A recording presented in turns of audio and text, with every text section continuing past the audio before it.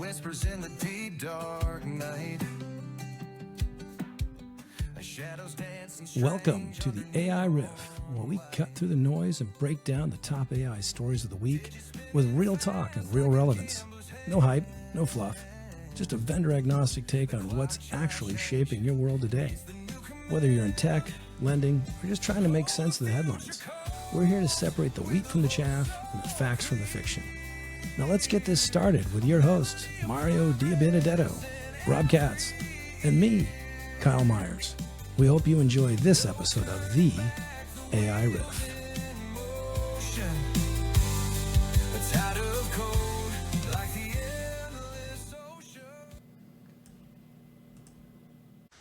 And we're back with a safe prime number, 47.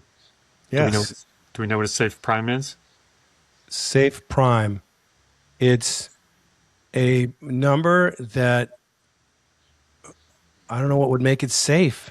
What is safe? I know what makes it prime. It is 2 times another prime number plus 1.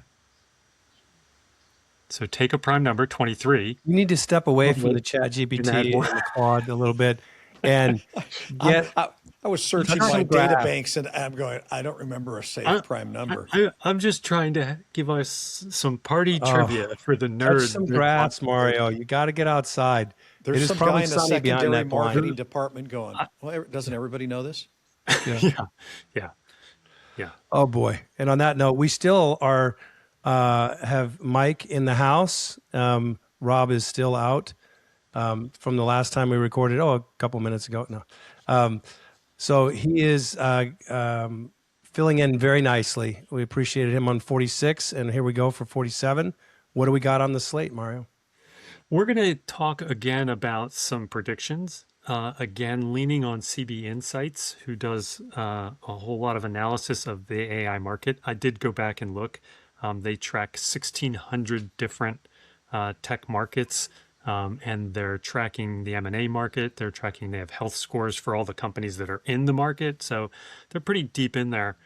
So when they threw out their predictions, they've got some heft behind them. It's not just somebody saying this sounds like a great idea. There's a lot of data behind it. And again, we'll try to make sure we put a link in. And I'm going to announce, you guys don't even know, we are going to start actually publishing a Substack that is married up to our episodes. We're going to call it Behind the Riff.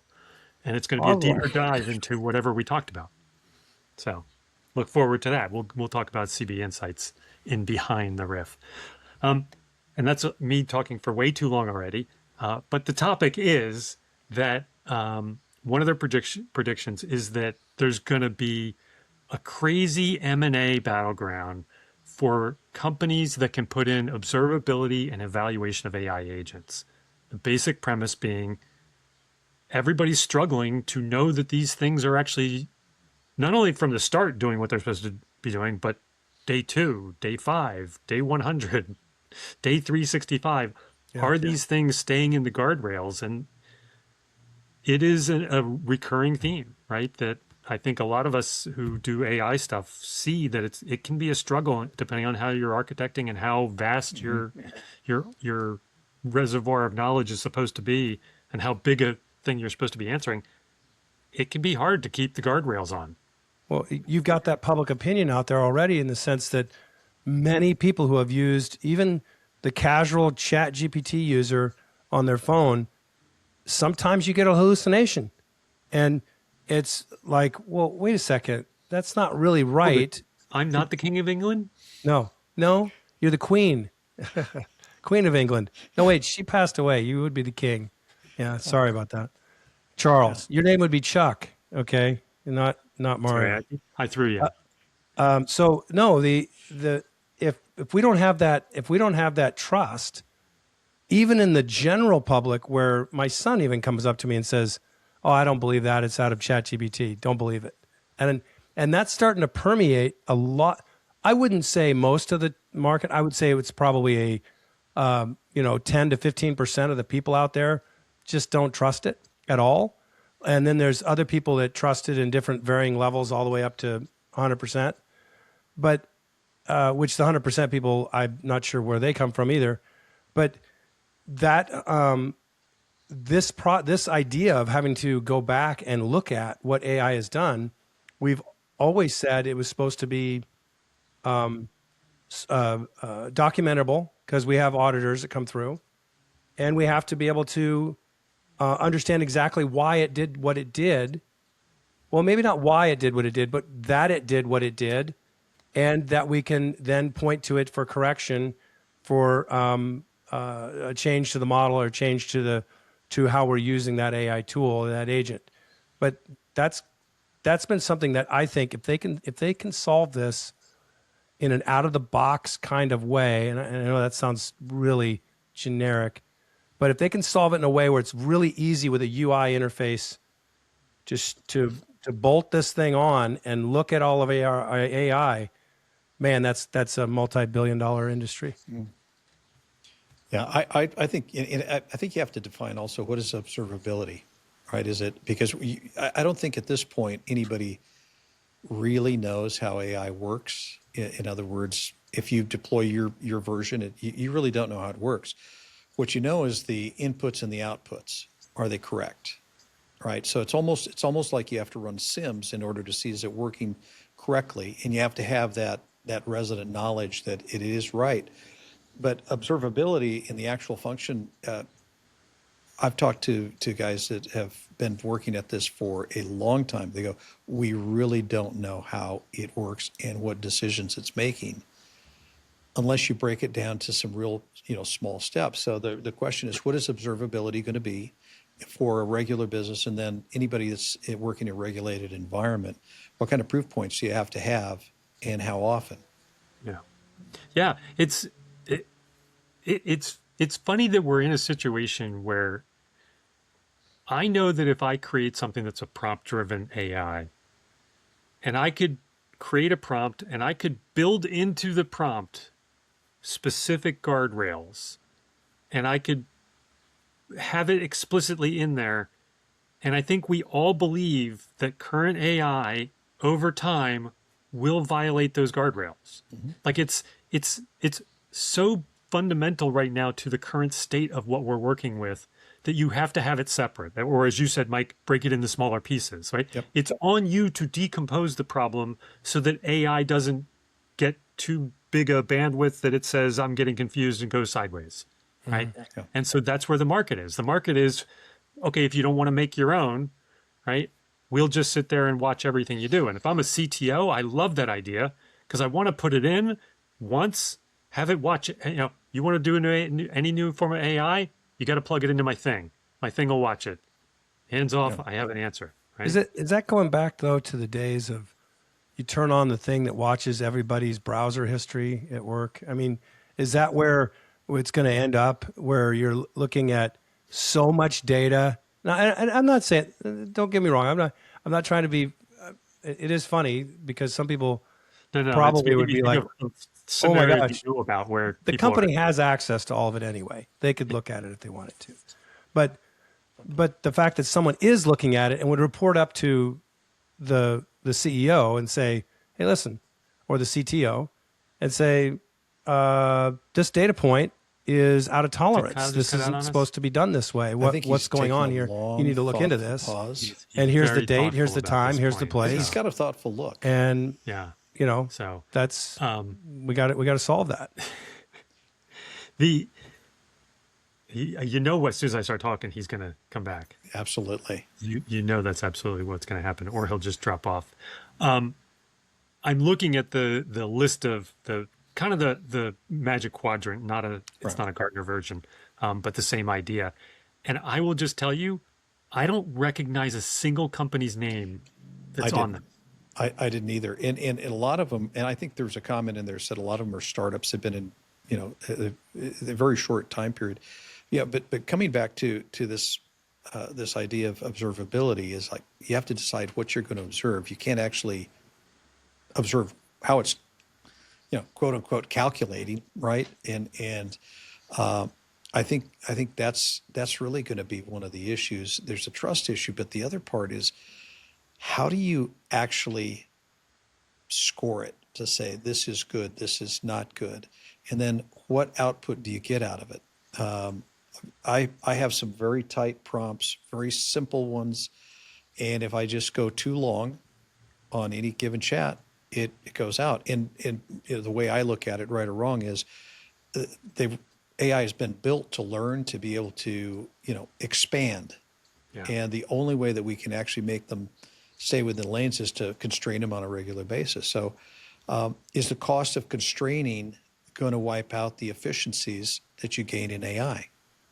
In some cases, Yeah. Yeah. And the entire kind of premise that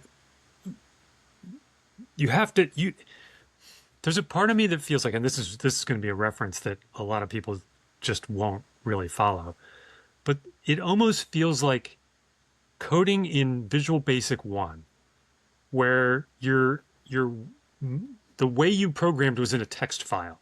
yep. Like, it's like I have responsibility for trying to segment out the AI so that it doesn't get too much context and therefore overflow its understanding and therefore go sideways. So it's on me as the person constructing it. And that's just the sign of a very immature tool set, right? That when it's on the developer to do the most basic construction pieces, you know that there's a lot of room for new products, right? For people to get in there. I think one of the things we, of course, don't know is, are there going to be these things, like we said, like M&A, or is Anthropic and ChatGPT, OpenAI, going to give these to us for free?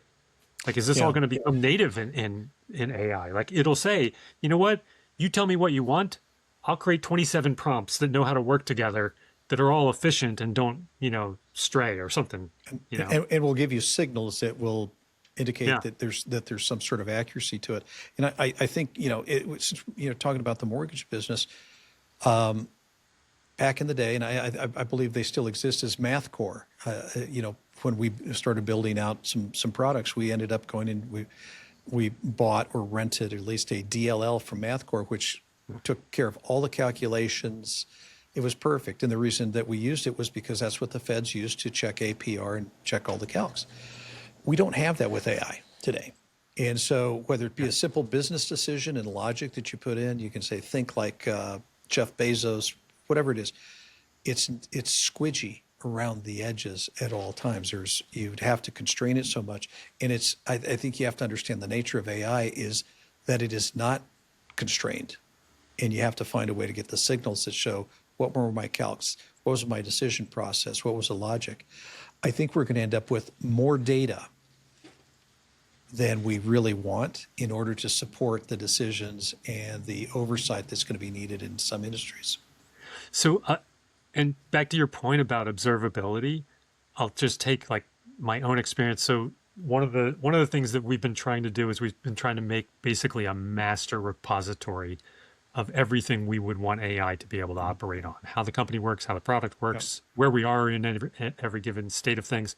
And in order to do that, you need to do some sort of strategy where you have a repository, you do some sort of indexing, RAG, or something on top of it, right, to do all that. And we're trying different approaches on how stuff sits on top of it, how stuff connects and stuff like that to see how it works. And the standard approach to figuring out whether one thing is better than another is to create what are called evals, right? You're supposed to create a set of tests that are consistent tests that you can run that say, if I get, the right answers back on this, that's good. If I don't, it's bad. And you can not only compare them to one another, you can test over time, right? That you can test, do my evals come back with effectively the same answer when ChatGPT upgrades or Anthropic upgrades or whatever? And I feel like that's a big chunk of this, because while I'm going to be able to probably create something that is a form of evals, having some tooling around that would really, really help, right? Something that guided the process, that controlled the process, that evaluated the actual content of the evals to see, are they truly an effective way to evaluate this thing? It's like, that's got to be a piece of this observability, M&A market, that people give you some better tooling on that, because it's challenging. It's really hard to do. Yeah, and I apologize, guys. I had a UAP fly over, and I just it knocked out my internet there for a moment. But I I think that the overall need for this is, I think, almost critical for the mortgage industry and for anything mortgage, healthcare, energy, anything that has a criticality to it, and you have AI running in it. You need to have something sitting on top. And there are industries, there are players out there in the industries, but I think, as we pointed out, we need to solve this for the banking and finance industry. It also could add as an additional layer for money laundering and fraud, sitting on top. To not only are you looking at your data to make sure your anomalies are not out of scope or out of tolerance, but you're also looking for things that may not have been touched by AI that are out of tolerance or out of scope, or something doesn't seem right. And so you can start identifying and escalating up possible fraud and ML, not ML, money laundering. AI, was it money machine. laundering and fraud, and there's another A one. I can't remember them all. My banking classes. You're thinking I was AML, gonna say, anti-money laundering. Yeah. Yeah. But if we take a step back and we say we're not in a regulated environment and we just happen to run a business where you decide you're going to roll AI out and you're going to put all of your company information in, maybe some philosophy on decision making, sort of a decision trees. That's just, to me, that's as important as anything on the regulated basis, because if you're the CEO and you're saying, I'm going to have AI augment some decision making, you still have to have observability in that, because a small decision in division number 2 could end up taking the company down. And so I think AI observability, whether you're in a regulated environment or not, is really critical. Look, we're reading about the attorneys that they'll go to court and they cite cases that don't exist. Yeah. I mean, that's a real simple case. If I own a law firm, how do I know that what's coming out and they're using is actually real? And I think observability is going to end up being a bigger issue in many ways. But I think there are going to be some businesses where, if you're trying to, I'll call it, extract information, if you're trying to analyze things, I think AI does a great job of that because it's working off of a data set. But when you start getting involved in decisions, it's tough. So I think observability is going to go across everything. Do I trust what it's telling me? Are these good decisions based on good, sound thought? And hearing both of you talk, it's funny because it kind of blends into one of the other CB Insights forecast or predictions, which was that what they call red teaming is going to become much more prevalent. And it's the idea that you have observability, but you also have holes in what you have, and there's going to need to be some focus on finding the holes in all of this new technology before it gets deployed, instead of deploying this, brand new stuff so fast that you open up all kinds of gaping holes in your organization. So it's not just true, how is it behaving observability, it's how does this thing actually functioning, and is it functioning in a way that maybe Well, I'll isn't. even take it to another level. Is that if you can find it out before the customer found it out, you probably just saved yourself a lot of money, because if the customer found it out, typically it's when they're maybe at early adoption or early proof, and you may have some reps and warrants you got to run back to on any type of software that you're using. And so if you can push, and I know the idea of pushing the engineering out to the front, so that they can tackle these situations up front, I think it's a great idea in the interim, in a I don't want to call it neophyte, but it is fairly new. It's all new. This is all new software, new development techniques, new development platforms, and you're going to run into problems that a salesperson isn't going to be able to solve sitting there in front of the client as they're trying to do a demonstration or trying to get it to be configured right. You need those engineers right at the point of sale and at the point of inception of deployment and on deployment and shortly thereafter, to make sure that everything rolls smoothly. Now that sounds like common sense, like every company does that, but you guys all know that's not what every company does. No. They hand it to you and they say, here's the instruction manual. Well, you can't do that with AI. You're going to open up an AI tool and saying it's doing all this, and then all of a sudden it's doing something else, and you don't have an engineer on site helping them. You're going to lose all credibility, and you're going to lose your company. Yeah. You know, one thing, this is AI related, but it's maybe a little bit on the abstract side. So, you know, if you think about what a leader does, a leader imposes an algorithm on an organization. These are our goals. This is the way I want you to think. This is what I'm going to reward you for. This is what you get punished for. And you go back to, you know, back when everybody was tribal, there was a set of norms. It was enforced by somebody. You move forward in the algorithm, you know, started with the industrial age, and you go and go and go. I think one of the things that you really have to think about in the observability side, and I just think the human side, is what algorithm does the AI introduce into your company? And I'm talking about leadership. It helps you make decisions. Do you know how it's making decisions? What impact does it have on Kyle or Mike or Mario? In other words, is it helping you make decisions that are very logical but go against your culture? Is it making good decisions? Because if with a lot of the input that you're getting, we know what social media has done to people, right? Yeah. This is the same thing. That's an algorithm. So you have to be very cognizant about what AI is injecting into the culture, into the decision-making process. Because if you don't get it right, you think you're building a company that's going over here. It's actually going over there.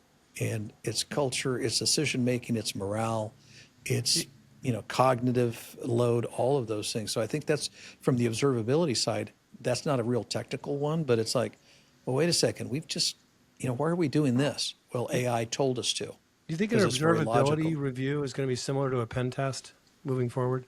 I think there's going to be analogous to it. Yeah. It strikes me. So just like, by the way, the observability companies that they had on their chart didn't recognize any of the names. It's the same for the red team companies that are going to do effectively, I'm going to use your term, Kyle, pen testing, right? That are going to do this form of pen testing. So what do you guys, like, if you're somebody who actually is in the market and you want to make sure that you're putting the observability layer on what you're building, how are you picking from all these no-name companies? Like, do you trust them? Do you wait for some big company to pick one up and say, I'm going to stick with, you know, fill in the blank, CrowdStrike, IBM, somebody, you know, who has a name, and you just assume that they're going to get it right? Like, how do you get what you need in such a crazy open-ended market? Go ahead, Mike. I think it's really difficult because, you know, going back to the .com era, how many companies didn't make it? Yeah. I mean, what, 95%? And so if you get set up with company A, is it going to be swallowed up by AWS, you know, Azure? You know, when it comes to things like this, maybe this is a very low tech or simple way of looking at it, is I want to have know who the company is and have the ability, if I get in trouble because of what they've not done, that they have the financial wherewithal to, you know, whether I say, you know, sue them for the losses that I have. And I think, you know, when you think about the losses that can be associated in different business segments, mortgage business as an example, they're huge. Yeah, I don't know if anyone would insure them. I don't know if you can get an insurance policy. If Amazon was part of it, I know that, you know, you go in and you lose X amount of millions of dollars. Amazon's good for it. And I don't know if any of these companies have enough scale at this point.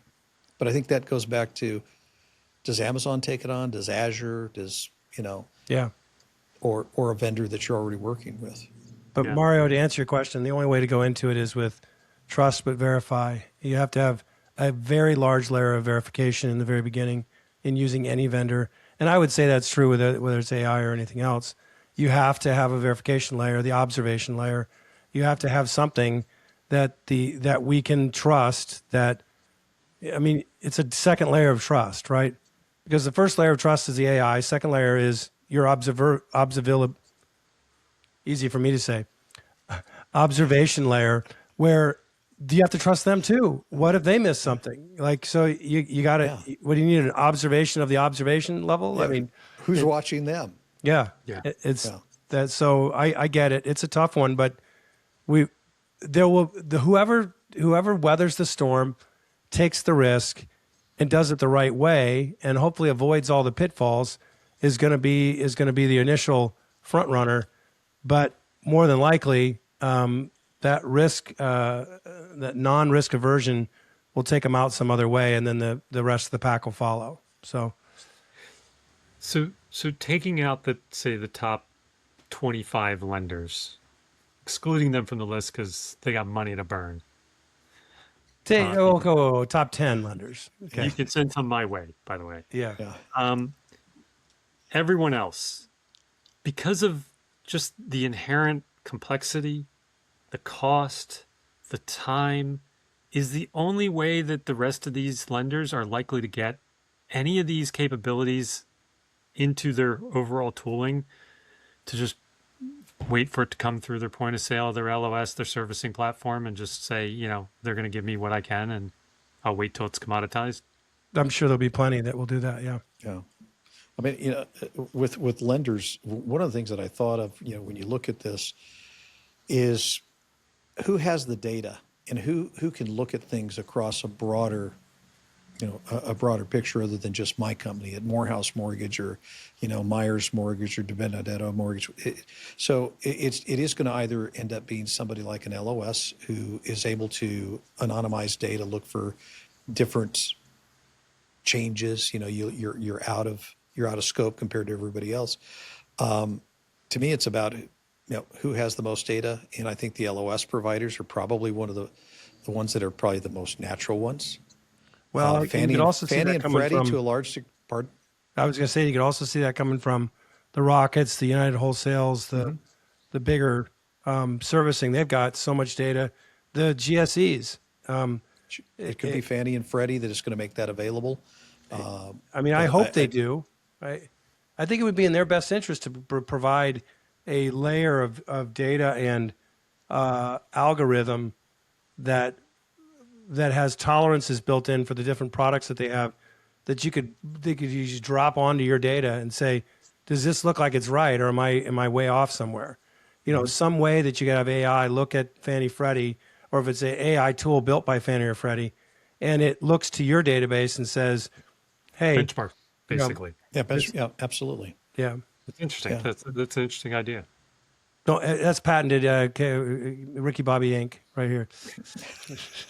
Yeah. But the smaller lenders are a disadvantage in that they generally live in their own world. There's not a lot of data sharing, and they're going to be subject to the sameness tax in other areas too. Do you take something out of the box? How do you differentiate yourself? We're talking about decisions that are being made on loans, but AI is going to be used in probably more areas than just that. And Sure. I think that's a big struggle for a lot of companies, is how do we differentiate ourselves? Because if I get a point of sale, I'm going to use theirs, but I'm going to look like everybody else. And I don't Yeah. have the money to set mine up properly. But then you got there's three disparities. There's two disparities. One, you got the main lender, the wholesale lender, or the GSE, whichever you're using. Then you got the lender, and their different way of doing things, and their different slices and dices of their business. And then within the clients, every single client has a different way of their life experience. It defines what their loan's going to look like, and so you've got so many variables all the way through the delivery chain. I'm not sure how long it will truly take AI to tackle. I mean, I think we can get to the origination side, the general themes of approval, scoring a scoring model, to get them to, but to really dive into how do I know which loans are going to default at 2%, 3%, 1%, whatever. What's my where are my costs going to lie later down the road? When should these people make another decision? I mean, that kind of stuff. I thought large language model was great for everything else in the world, and then you add mortgage onto it. It seems like you add 3 more worlds of data to it. It's just crazy. It Yeah. seems crazy to me. Yeah. So let me get the exit question. Okay. We're talking about the need for all these things. how soon before we see the first public announcement of somebody who failed to put this stuff in place and has an AI episode? 6 That- months. That was going to be my number too. Yeah, I was going to say before the end of the year, Yeah. and it may not end up being a loan level issue. It might be something else. There's so many possibilities. That's part of the problem, right? There's so many potential target areas. that could be it. I mean, Yeah. if you've ever had to look at compliance for advertising alone, Yeah. you could end up having a state regulator that's going to come in. It's interesting. I would say by the end of the year. I mean, and we know that there are a lot of loan officers that are putting borrower data in to AI. You know, and pretty soon Bob Smith's credit report is going to show up in the large language model. I'm not going to say who this was, but I did have a CTO tell me that he had a loan officer come to him and say, I built my new CRM for myself over here. Can we just attach it to our LOS? Is that a problem? Yeah. Yeah. We've got borrowers' credit scores. And You don't things like understand. Anyone who has any leadership in any mortgage in company has that guy. Every single one of them has that guy that has come to senior leadership and said, I built this. How do I get it installed and run with it? I mean, we had those guys at one of my previous jobs. It wasn't just one person.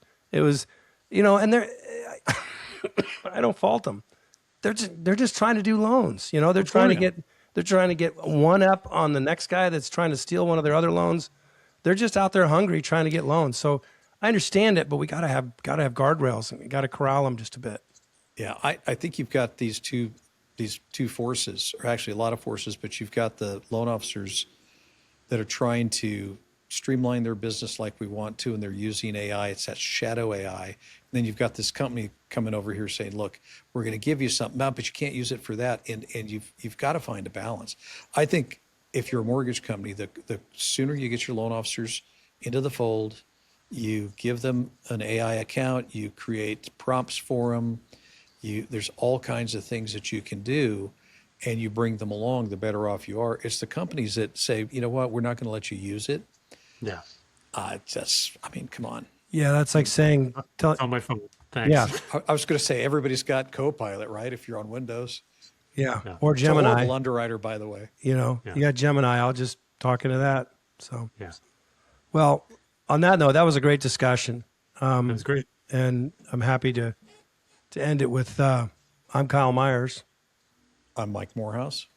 And I'm still Mario de Benedetto. And this has been the AI Riff. Wires hum like whispers in the deep dark night. Shadows dancing strange under neon light. Digits spinning fast like a gambler's hand. The clock chimes change, it's the new command. Oh, the future calls with a voice so clear. A melody of progress in every ear.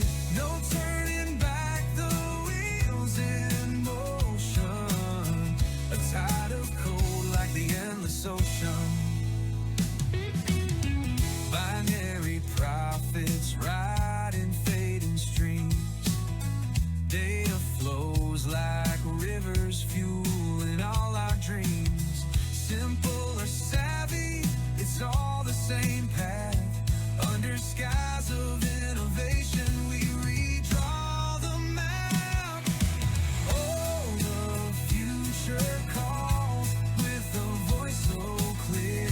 A melody of progress in every ear.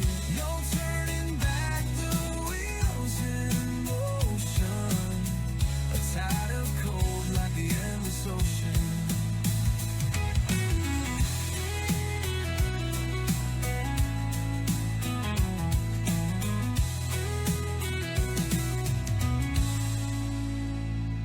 Set the rhythm to the beat of change we sing. Every click and hum a key that rings. A revolution, quiet, but it's vast. Building empires where echoes of futures cast. Oh, the future calls with a voice so clear. A melody of progress in every ear. No turning back, the wheels in motion. A tide of code like the endless ocean.